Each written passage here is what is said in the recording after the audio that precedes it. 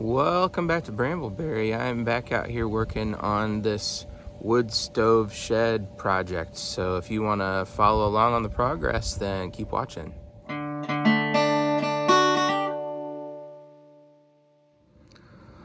the last video, I got the walls and the roof up here and got this overhang built. Since then, I added a couple of furring strips on here for the roofing, and I was about to start putting on roofing, but then I thought it probably would be easier to do the siding first, because then I wouldn't have the roofing in the way. So that's what I'm on to next. I went to the home improvement store and bought some, whatever you call this stuff. It's just particle board, but it's primed on one side, so that makes it a little quicker for me, so I don't have to paint and do all that good stuff. So I think I'm going to start out on this side and kind of work my way around. This pallet is missing some pieces of wood here, so I'm going to have to start out by cutting some furring strips or something to put on this and up here, so that I have some nailers that are all kind of flush up and down through here. Otherwise, when I put the siding on, if I nail it down, it's going to be all wonky. And rather than do measurements and then try to place it and nail it up, I think I'm gonna nail it and then just cut the top off, because this thing is so out of whack. I don't think I would ever get the measurements quite right. You know, it's not square because it's pallets, all that good stuff. So it's always a fight with that whenever you're trying to build with salvaged material. Luckily, when I went to the big box lumber yard this morning, they had a cull pile of these 1x4s that were 50 of them for like $24, which is, I mean, a lot of them are crooked because they're culled, but they'll work great for this.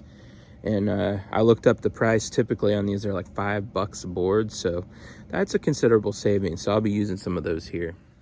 All right, got this straightened out some.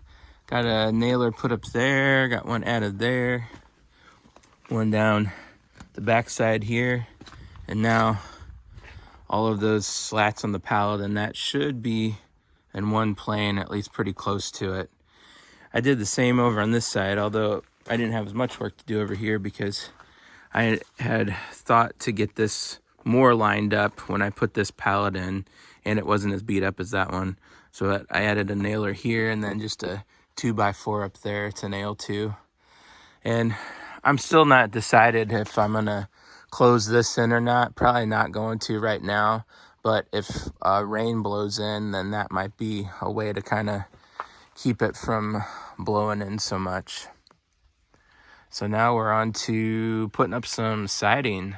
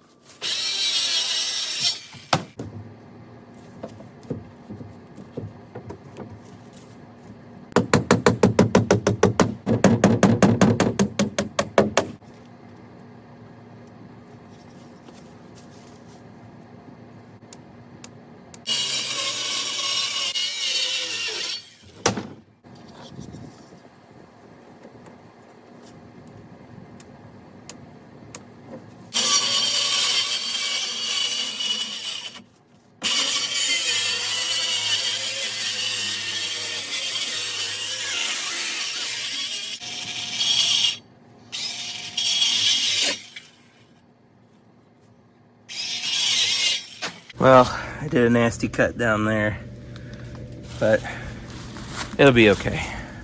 And just like that, we've got siding more or less all the way around, except for the front, of course. It didn't come all the way out to the front, but I don't really care.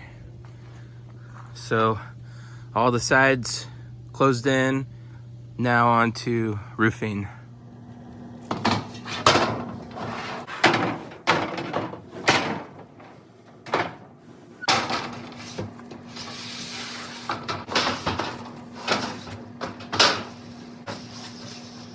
All right, the roof is on.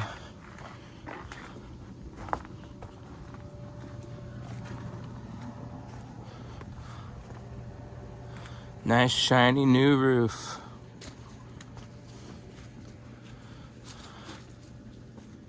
Of course, when I tried to square up those panels, it wasn't square. It's close.